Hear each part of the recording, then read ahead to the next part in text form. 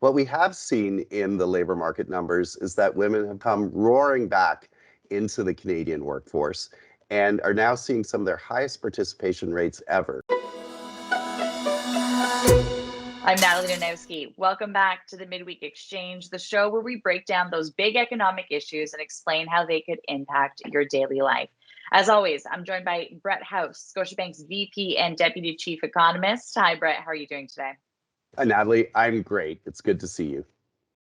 Good to see you too. And today I want to talk to you about some good news. Provinces across the country are lifting a lot of those pandemic restrictions, things like mask mandates and capacity limits. After that jobs dip we saw in January, can we expect to see a rebound now for February? Well, we are getting the February job numbers on Friday for Canada, and we're expecting to see some good news there. As you noted, in January, we saw a real pullback in hiring and job numbers as a result of the restrictions that were put into place and intensified around the Omicron wave, and because many people, really the biggest numbers that we've seen in some time, reported that they were staying home from work in order to look after friends or family who were suffering from COVID symptoms or actual COVID.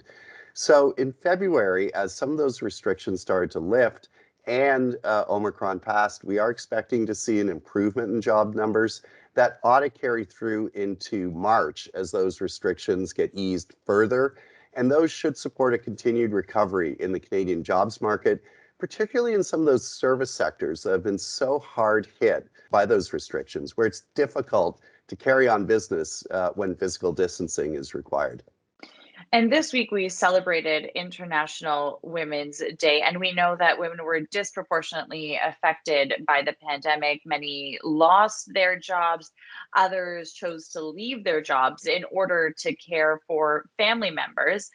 How are women faring in terms of going back into the labor market?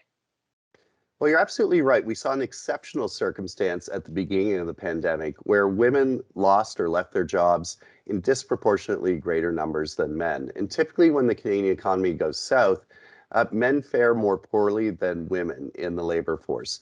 This time was different because the sectors most hit by pandemic restrictions were in areas that are disproportionately employers of women: recreation, entertainment, culture, hospitality, tourism, and other service sectors. Again, those areas where physical distancing is tough. What we have seen in the labor market numbers is that women have come roaring back into the Canadian workforce and are now seeing some of their highest participation rates ever, even as participation rates for people as a whole in the Canadian working age cohort are at record levels. But there are still a number of challenges for women in the Canadian workforce. Pay gaps are persistent, participation rates still aren't as high as men generally, and there are a number of constraints around the way work is designed, childcare, and other expectations and challenges that need to be resolved to truly unlock the potential of women in the Canadian economy.